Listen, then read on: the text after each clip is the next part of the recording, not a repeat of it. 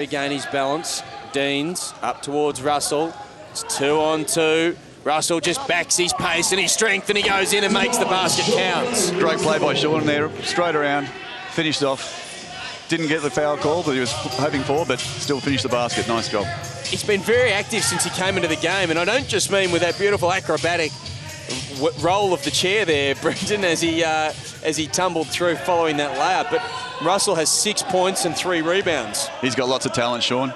Player of the future for sure. Gets a big opportunity here in this tournament, so hopefully he can take that with 2 hands. Nazir. Doyle now. Good rebound there from the one-pointer, Jeremy Doyle. Latham, terrible pass. Nazir shoots the 3. He was given license to do so. It's in and out.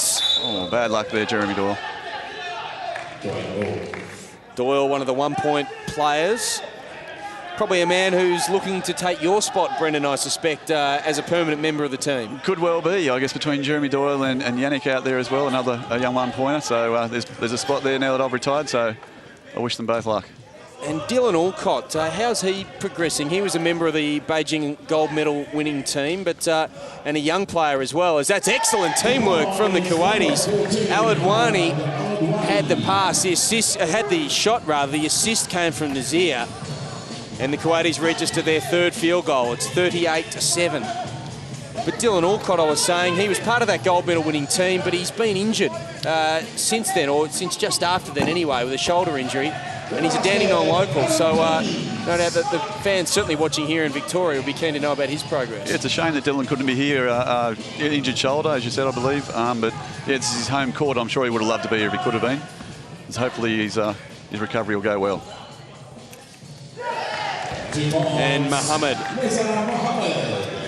And of course, Dylan Alcott, to recover, as part of his recovery, he's actually gone overseas to the University of Illinois, I believe. They've got a pretty good, probably the best wheelchair basketball program in the world, as Latham passes into Deans, and there's the basket. A very good reputation, the University of Illinois over there, and he will gain a lot out of the years that he spends over there. Yes, Grant Meisens played over there, as that's a loose pass from Al-Fadli. Latham swoops onto it. Russell's in front of him, the teammate. That is great work from Latham. The assist to Russell, it's in and out. Just wants to fatten up his stats, Russell, with the offensive rebound. And unfortunately for the Aussies, couldn't get it to go. Just number 5 there, Nizar Mohammed. He's very animated. He's yelling at his teammates. He got a bit of a slap on the hand then from Latham, and he wasn't too thrilled about that. He's playing for his country, and he's very passionate about it. Doesn't matter what's on the scoreboard. They're out there to do their best by their country, as the Aussies are as well. And a long shot there from number 10. That's Nazir. Deans now. Only has Jeremy Doyle ahead of him, so he decides to wait for some assistance. Russell moves quickly. This is Blair. Over to Latham. Inside to Deans again. Once more, it's just like shelling peas for Adam Deans. 8 points, 4 out of 4. And he's only been on the court for 4.5 minutes. Geez, that's a good effort, isn't it? They're those high percentage shots that you look for. The low pointers work with him to get him under the basket, and he's finishing well. He's rewarding that. Here's Nazir. Doyle, Latham had the defensive position.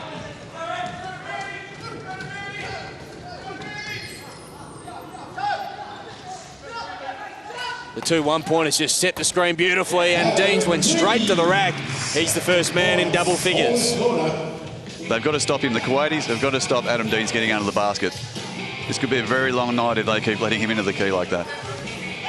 Adam Deans, 21 years of age, made his debut at the Rollers World Challenge. I think he came in as a late replacement when Adrian King was injured, and that is a beautiful shot from Mohammed. A 2-point basket.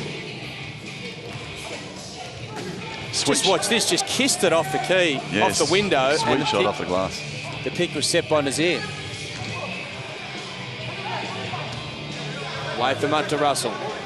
46 plays 11. Doyle's free. Russell decides to shoot himself. Deans now. Russell's had more field goal attempts than any of the other Aussies. He's shot the ball 10 times. Latham. Deans now. A dozen points? No, not quite. Russell, will he put it away? No, he can't put it away. Oh, Muhammad, he's furious with his teammates.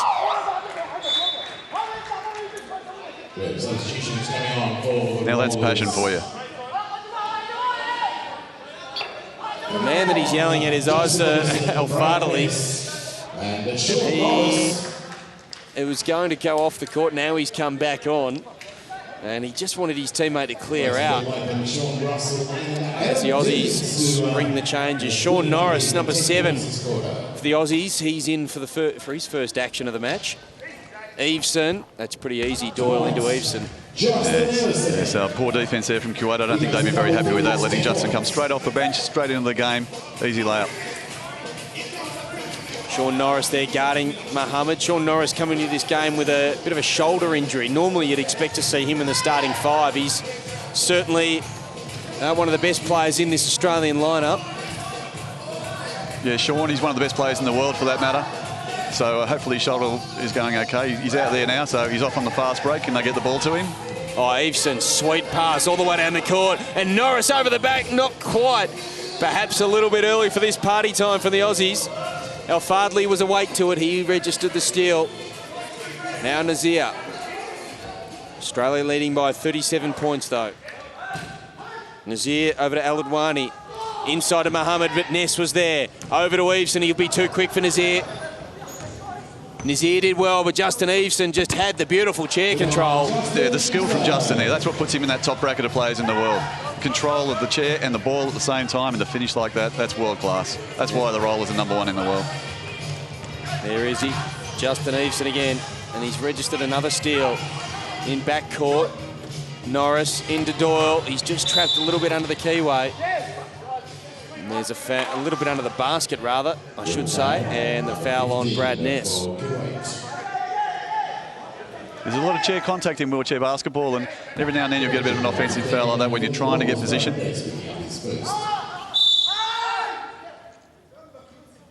Muhammad again with the scream of anguish. Sean Norris, the Rollers, his first personal.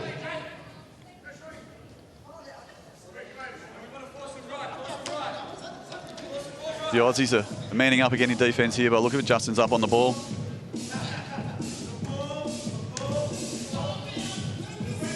El-Fadli down to Nazir. Now Muhammad, he's been active, he's been in the game. It's a violation. Both back wheels off the ground, violation, turnover. Nizar Muhammad, let's have a look, Brendan, just take us through that. Yeah, both back wheels off the ground, they're clearly a violation. Good call by the ref, you can see. I understand as Brad Ness is involved in some pretty heavy contact under the basket. Eveson now, he can shoot from there. Decides to pass to Doyle instead. Now there's a fast break opportunity. Good pass there from Nazir. Up to Al-Adwani. Eveson challenging him. Al-Adwani's only a low pointer, so Eveson's going to attack him. Now Ness comes in, steals the ball. Take no prisoners, say the Aussies. Al-Adwani's just lying flat in his back. Unfortunately for him, he can't get up. And Justin Norris down the other end. The transition from the Aussies was excellent.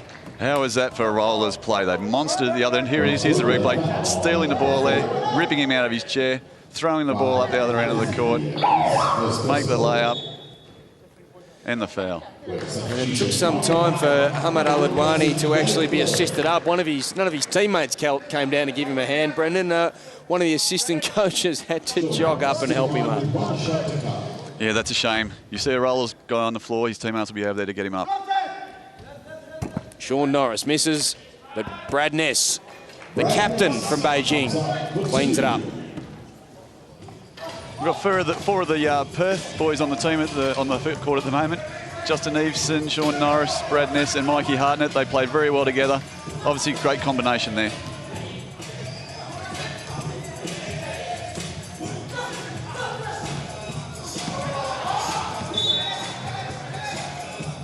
And there's an example of what you're talking about.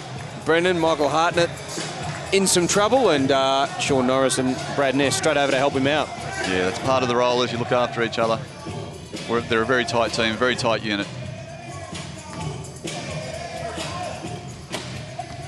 Norris waltzes in. Doyle tried to tap it to Hartnett. Eveson comes in and helps him out. Good pick set by Doyle. There's a foul against Aladwani. Foul number 14. Nice job by JD there. Had position. Kuwaiti, number 14 from Kuwaiti, ran in the side of him. There you can see. Clear foul.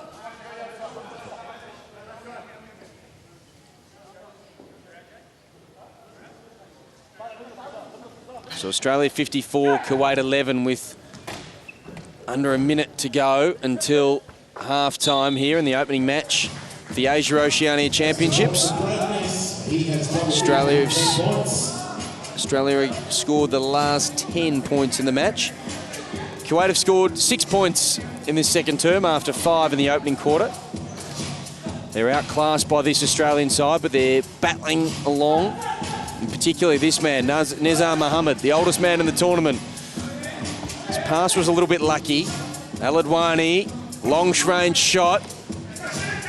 Don't often see the low pointers such as himself shooting from that sort of range. And he's continuing to fight on.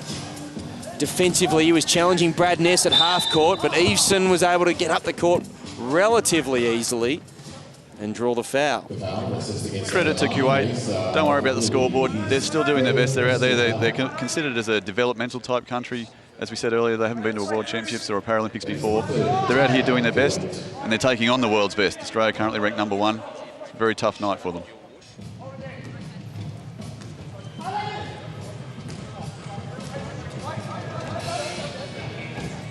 Shot clock's off. Australia can play it around for just one shot, but Sean Norris decides to get it to Ness.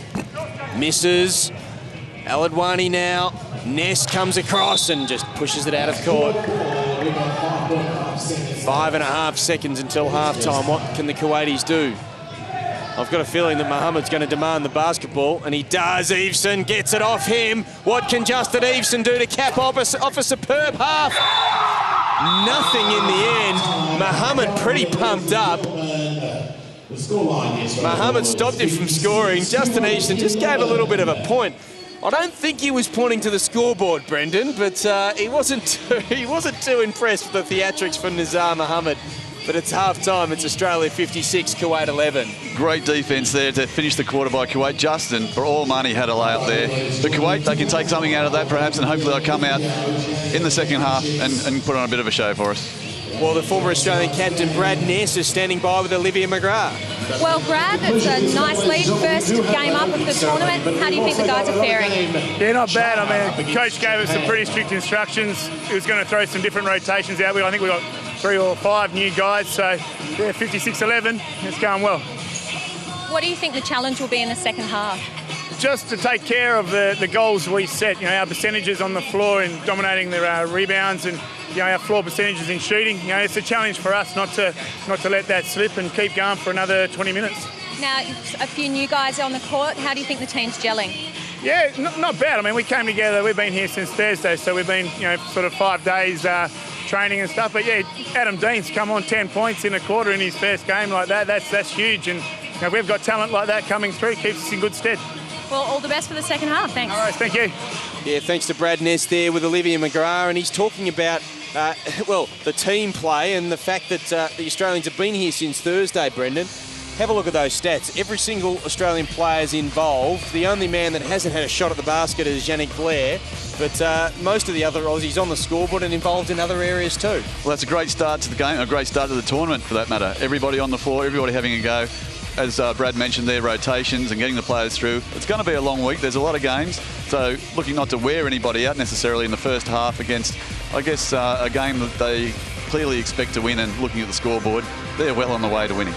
The Kuwaiti team there, Nizar Mohammed, we've been inspired in some ways, or certainly noticed his passion and enthusiasm out there. Yusuf Nazir involved with a couple of baskets in the first quarter, but not much to report on the Kuwaiti stat sheet. We'll have a look at the match stats as well for both teams. And Brendan, I'm sure that is going to show the Australian field goal percentage is right up there, 57%. They'll be pretty happy with that, although they did start at a remarkable 90% in the first 4 minutes. Yeah, they did. That was an outstanding start after that first three-pointer from Kuwait. Was all Australia. Kuwait there, what are they running at? 31%. I mean, they've only had 13 shots at goal. That's very poor, I guess, at international standards. But again, they're a developing nation, so they'll learn from this and they'll grow from here. 19 turnovers to just 6 from the Australians. One of the men we looked at the start, Brendan, was Michael Hartnett. He's a one-point player. We said what he does isn't so much on the scoreboard as we see him shoot a layup, but what he does is clear space for his teammates. Yes, and he does a great job at that. Lionheart Hartnett, as I like to call him. Hope he doesn't cop too hard a time. You can see him there getting a steal. He's involved. He creates, and also tenacious. He defends above his weight. He defends some of these bigger guys on the opposition team and really gets under their skin. And we just saw there as well Eric Horry on debut. He was in the Australian starting 5 as well, which was a pretty fantastic performance from him. As you say, on debut, he's got a couple of points in the early stages. That's a great start from Eric, and I guess that's attributable to him coming from a 2.5 classification down to a 2. That allowed him to be in the starting 5 with a slight injury, a bit of a niggle there to Sean Norris. So he's grabbed that with 2 hands, and he's shown the coach what he can do. So, hey, coach, take me to the World Championships next year. I won't let you down. So Australia 56 lead Kuwait 11 at half-time in the opening game of the Asia-Oceania Championships.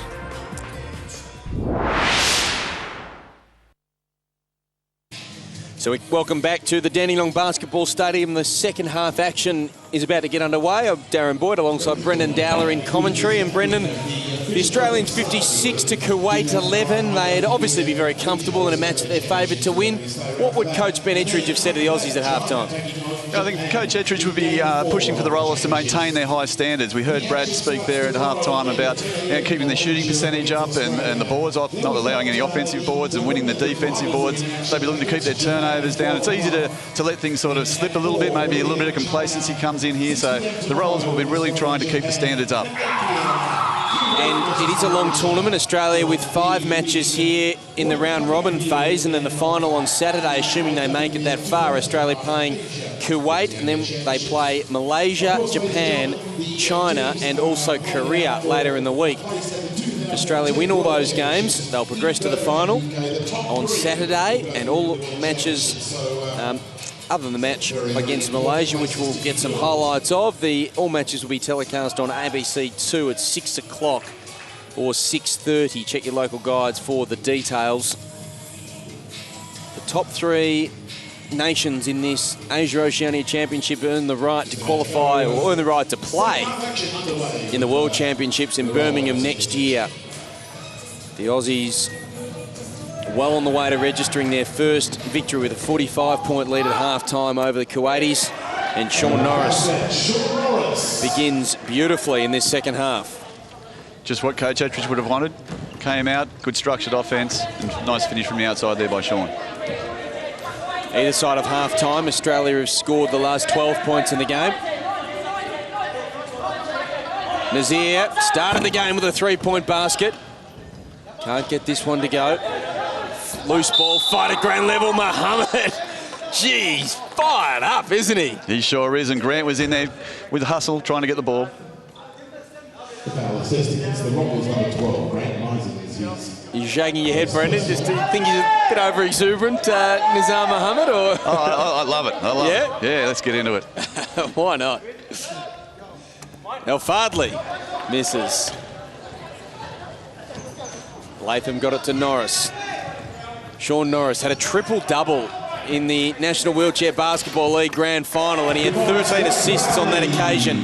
That's another one, got it into Crowley. Crowley has 6 points as we see Coach Ben Ettridge on the sidelines, pretty happy with Australia, be very happy with the team play. We see there 20 assists to 2. We see the coaches sitting there on the sidelines, Brendan. You were pretty taken by their outfits. You think they've got out to Dandenong, the Aussies have got out to Dandenong Plaza. I'm not sure that the Kuwaitis have. They're staying out here in Dandenong. The Kuwaitis have certainly got the team tracksuits on. There, the Aussies pretty relaxed as down the other end, Al-Fadli banked one in.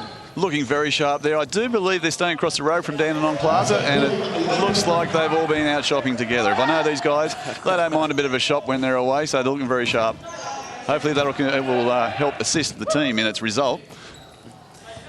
The Aussies with force another turnover. Latham got it to Norris. 64 plays 13. Under pressure here, the Kuwaitis, Crowley and Latham. The pass over the top from Al-Fadli. Mohammed tried to get it then. Meisens tapped it away. Upset the offence. That was great play at half court by the Aussie defenders. That was. They really trapped him, really made it hard. Threw a bit of a Hail Mary pass there. That's great from Grant too in the passing lane. You can see he just got himself in that lane, got his hand up behind his head and deflected it. 8 minutes remaining in the third quarter. The referee's just trying to work out exactly what's happening. It's going to be an Australian ball, and their coach Ben Ettridge is standing by. Ben, 64-13. Things are pretty much going according to plan, aren't they, at the moment? Yes, very happy with how the boys have come out and started this one. It's the first game and the first quarter is notoriously our worst. So for them to come out and put on a performance like this is very pleasing. Yeah, hi Ben, Brendan here. We were just commenting on how sharp the coaching staff are looking tonight. You're all very resplendent in matching shoes and pants. They all look good, but are they really contributing as well? You get much from the assistant coaches? Oh, we certainly do. We've upped the ante in the fashion stakes. So, but yeah, thank you very much to the people at Dandenong Plaza for looking after us. But no, each coach there is doing his job, and we're very lucky to have a recovery specialist with us as well this week. So it's all good. Yeah, well, Ben, I wanted to ask you about that. Your team has done a lot of work with the AIS. You've been doing it for a few years, but in July you had a session with a week with the AIS, and that's really continued right through the last couple of months. And in this tournament, they're playing a big role with the team. Can you just take us through that? They certainly are. I mean, we're as professional as we can be with amateur athletes, and for us to stay in our number one position, we're just looking for those little inches and little extra bits wherever we can, and recovery is a huge part, and also now our prehab as well. We're sort of moving into the prevention as well as the recovery. Well, thanks, Ben. It's great to hear the Aussies are doing everything they can. We know that you've got a view not just to London, but also going forward. And thanks for joining us. Good luck for the rest of the tournament. Thank you very much. Ben Ettridge there, the Australian coach, and really is fantastic. Just chatting to Ben before the game, Brendan, he was saying that in Beijing, Australia did a lot of things in terms of team recovery and sports sciences. Bill Latham, Nets another two, that a lot of the rest of the world weren't doing. So the rest of the world's catching up. So what the Aussies are doing is taking it to that next level. Yeah, exactly right. The Aussies are taking it to that next level. It was very hot. There was lots of ice baths and proper nutrition and proper resting and heart rate monitoring. You know, it's all these little 1%ers you can get, and they'll make the difference, and that can get you the gold medal at the end of the day. They're a very long tournament. You know, it's over 2 weeks, and against the top nations in the world. So every little 1% you can get. Great pass from Norris into Latham. Bill Latham up to 12 points. And I'm not a sports scientist, Brendan, but I don't know if the ice baths will be needed after this one. And I'm not just talking about on court. I'll tell you, it's absolutely freezing here at Dandenong, isn't it? It is a bit cool, yes, a little bit cool. And it's southeastern suburbs of Melbourne are just turning it on for you as you visited here from New South Wales, as Nazir fading away. Nets another basket. Well, we actually rattled that one home, but he's up to 7 points. It was a good pass there from Aladwani. They're not giving up, Kuwait. I mean, look at the scoreboard, but hey, they're out there, they're trying, but Australia again, they're too big, too strong under the basket. Bill Latham. Latham again, 14 points. Crowley with the assist. And this is an important match for the Kuwaitis as well, as Mohammed and Aladwani combine and they throw it out of court. It's a really important match for the Kuwaitis because obviously they are going to lose this one, but they have another 4 matches coming up against China, Malaysia, Korea, Japan. We'll go through some of the earlier results, but they will be absolutely looking forward to recording at least 1 and maybe 2 victories, and who knows if they might even sneak a chance at qualifying in the third spot. You never quite know. So this will be important for them to get their combinations right as we see their time out. Yeah, it's very animated over there, but you're right. Hopefully they won't go away from this game too despondent. They have to take something out of it. Work on their offense, work on their defense, see what they can improve, and go into the games later in the tournament hoping to get an upset or 2 there, and who knows, 3rd spot. That'd be something to see. It would be something to see as we see the Kuwaiti timeout. I mean, We saw them a little bit earlier having quite a few arguments with each other, but this time they all seem to be at least looking at the coach and if not listening to him. Yeah, they are. I'm sure they're listening. They're passionate and they'll do their best. They go out there, try and put into play what the coach has asked them to do. I mean, this Australian team, you know, make no mistake, they're the best team in the world and it's clear to see why. So it's a good test for the Kuwaitis to see where they're at. And if they can do it against Australia, they can do it against anyone. So keep going, Kuwait. So the other results from earlier today in the tournament, Japan 69, Korea 51, in a match that really only blew out in the last quarter. For those that saw any of the Rollers World Challenge back in July, you might remember a man called Ryo Fujimoto from Japan. He had 32 points in the Japanese victory. And in the other game, it was China 88, defeating Malaysia 22. So a pretty comfortable win to the Chinese. So Australia 72, Kuwait 15 here. Olivia McGrath, you were listening into the Aussie timeout. What was news down there? Well, Darren, of course, Ben Ettridge, very cool, calm and collected. He's just really wanting the guys to maintain their discipline, keep their focus and go through the processes, not to get slack. He wants the guys to not forget about defence and to push hard to get back into position if they lose possession. Yeah, Coach Ettridge just wanting to keep the standards high. That's the danger theme, isn't this it? sort of game. Yes, yeah. I mean, don't look at the scoreboard. Each play, make each play count, whether it be offence or defence. Nazir misses. Kuwaitis shooting the ball at 28%, Australia 63%. The Aussies have had 29 more field goal attempts. Latham waltzes in, can't get the basket. Sean Norris getting involved. Doesn't look to be too hampered by that shoulder complaint to Sean Norris. No, I've got to be honest. I don't think he's going 100% if I know Shawnee. Can't wait to see him in the later games this week, but I think he's going, you know, maybe 80% there today, and he's still, that's what a class player he is. Horry on debut, grabs the rebound. He started the game with this man, Grant Misons, looking down towards Norris. Can he get away from Nazir? He can. Reverse layup, it was a beautiful finish. Yeah, too good there from Shawnee Norris. Got position. Not much Kuwait can do about that. Well, I mentioned a couple of minutes ago, Brendan, that he had a triple-double in the National Wheelchair Basketball Grand Final. 30 points, 10 rebounds, 13 assists. A remarkable win for the Perth Wheelcats, their 4th national championship in a row. And their coach is the coach of the Australian team, and they've got 5 members of this Rollers squad, including 4 Olympic gold medalists or Paralympic gold medalists. Very impressive, isn't it? Perth is the real powerhouse of wheelchair basketball in Australia at the moment.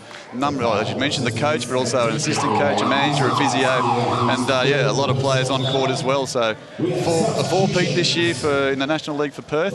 And to be honest with you, I can't see too many other club teams coming close to them in the near future. So all bodes well for Perth in the future. Wholesale changes for the Rollers. 5 on, 5 off. Something you tend to see quite a bit of in wheelchair basketball, Brendan, don't you? Because we've talked a bit about the classifications and the combinations. The coaches are playing chess out there. They've got to make sure all the numbers add up to that 14-point mark. Yes, that's right. You're trying to get those combinations worked out. You've got to take off the same numbers you're going to put on, and sometimes it's just easier to sub all 5 because you know you're putting 14 on. If a coach does break that 14-point classifications on court, that's a violation, a technical foul, sorry. That'd be called a technical foul, and 2 free throws to the opposition and a possession as well. So that can be a turning point in a close game. So very important the coach make sure he gets the points on court correct. Beautiful touch there from Nazir. Yusuf Nazir, 43 years old. He's up to 9 points. We heard Coach Ben Ettridge saying before when they were guarding him, saying, make him go right, make him go right. He's certainly looked to have a pretty sweet touch. Pretty sweet move there from Sean Russell, the 22-year-old from the Wollongong Rollerhawks. Just waltzed through that defence. Great Beautiful. skill there from the Hustle Russell.